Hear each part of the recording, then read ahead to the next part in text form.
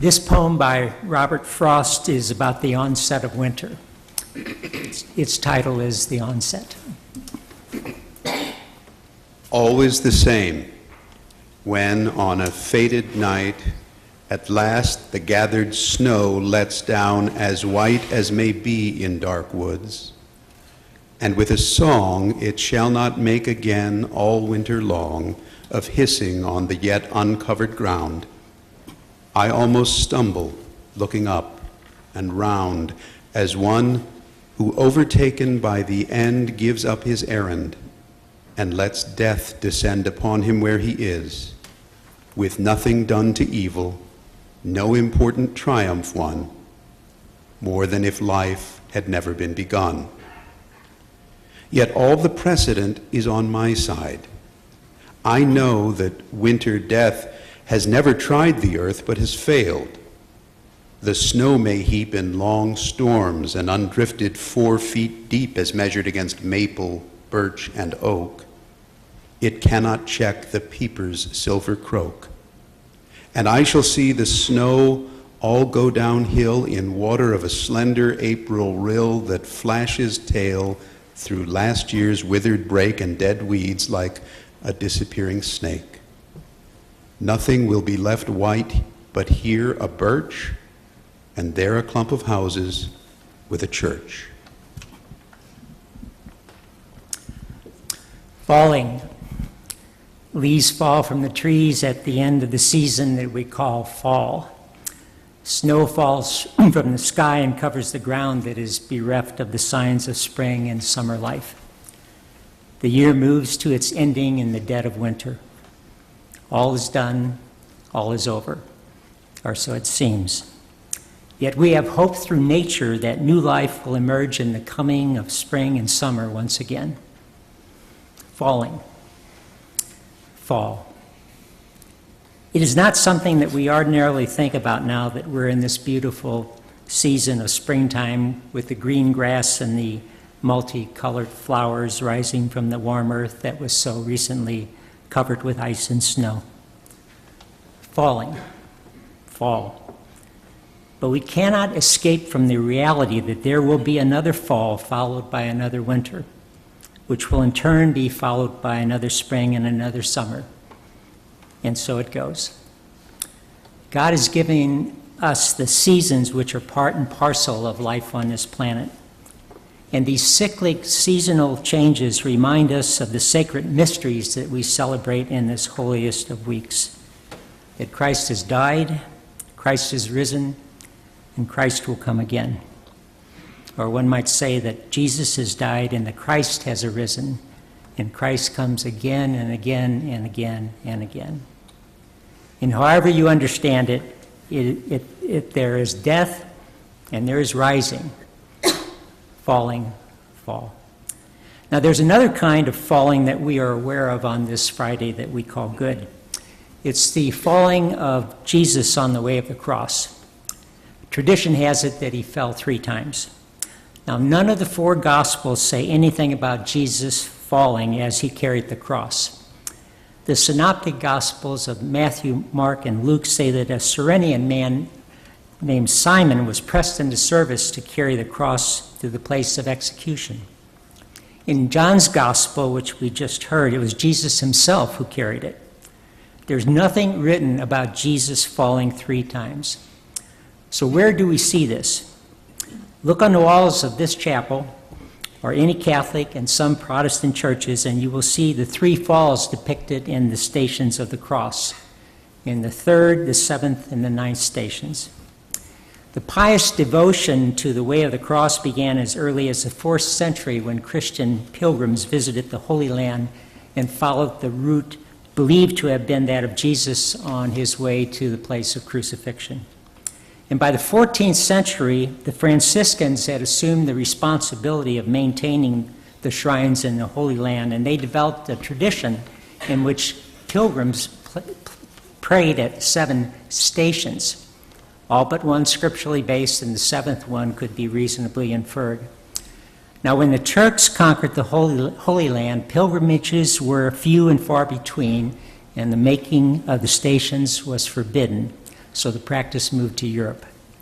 German Christians developed a devotion that had Jesus falling 7 times, meant to represent the 7 deadly sins that Jesus would conquer with his crucifixion. And the Pope gave the Franciscans the right to display the stations in their churches in the 17th century. And by the 18th century, this permission had been extended to all Catholic churches. And by this time, the 7 falls were reduced to 3, and a total of 14 stations became the norm. And there we have it. Jesus falls 3 times. Falling.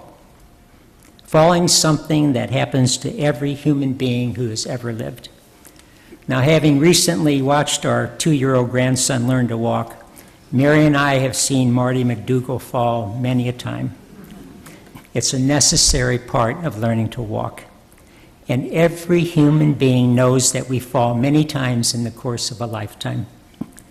The physical falling of a toddler revisits each of us in our old age, where the falling of an elderly person is not an uncommon occurrence. When I got into my 70s, I noticed during my annual physical that my doctor began asking me if I had experienced any falls since she last saw me. At first I thought, what the hell? You know, that's an odd thing to ask me, but I noticed that, to be, honest, my balance really wasn't as keen as it used to be years ago. We do lose our balance as we age. Now, of equal significance are the falls that we all experience, no matter our age, be we young or be we old. Failures are, in a sense, falls. We fall when we fail to meet a goal that we set for ourselves, and we experience this failure as a fall. Now, here's some types of failures and falls that are common in life. Getting a C on an exam when you expected an A, or failing a course, or not getting the promotion or the job that you desperately wanted, not getting into the graduate school that you chose because they did not choose you, being dumped by a girlfriend or a boyfriend, getting demoted or fired at your place of employment, experiencing the pain of rejection when a relationship or a marriage ends, not making or being cut from the sports team or the orchestra or band, losing in any competition, not being chosen for an award, loss of health due to an accident, loss of physical function because of illness or aging, loss of a loved one who's moved away, loss of a loved one who has died.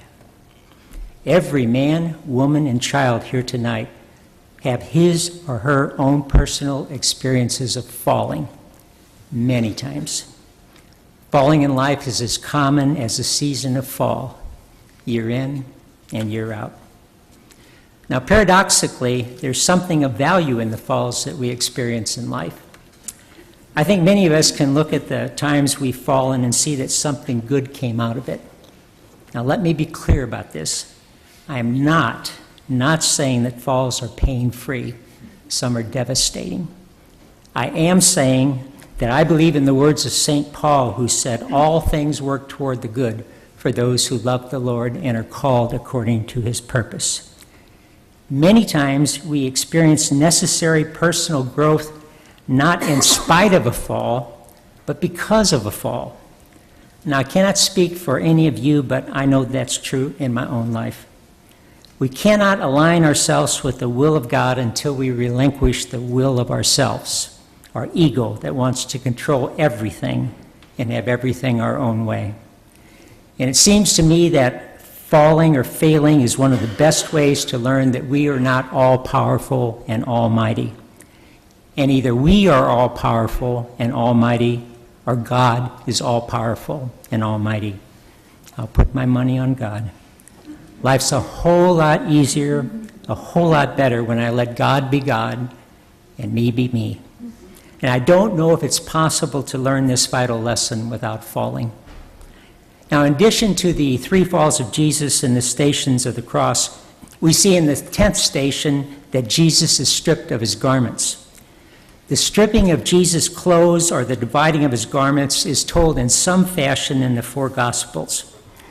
There's a saying that clothes make the man. We can tell something about a woman or a man by the way they are dressed. Do their garments signify a person of wealth and style or a person who is poor? Do they wear the clothes of a person with power, a police officer or a military officer, a minister of a church? When one is stripped of his or her identity, in a sense, when they're stripped of their garments that define who they are, they're stripped of their identity. Now, stripping a person before crucifixion was meant to humiliate them. And Jesus allowed himself to be stripped and humiliated because he was no stranger to humiliation. Did he not willingly assume the role of servant on the night before his death when he washed the feet of his disciples? All of us are symbolically stripped of the self-importance of our false self in our lives when we are humiliated. And like failing, humiliation, willingly endured, can lead to much growth.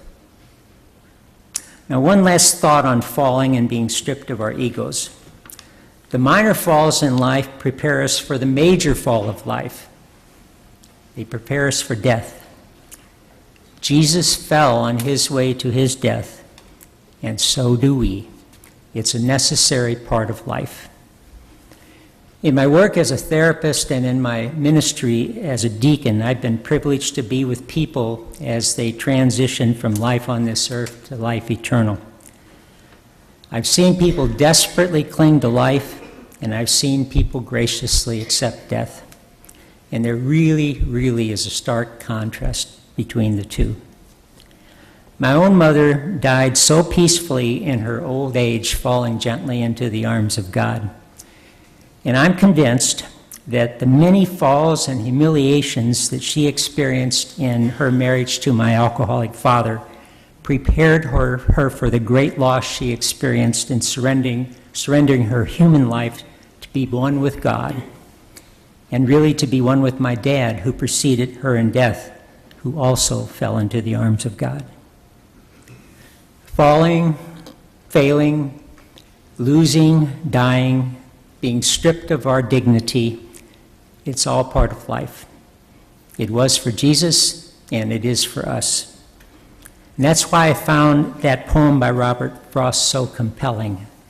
Death is as certain as the seasons of fall and winter, but as Robert Frost so beautifully wrote, the precedent is on our side, and all will rise to new life in spring and flourish in summer. This new life will never again surrender to the dying of fall and the death of winter. Jesus is God's sign that the precedence is on our side.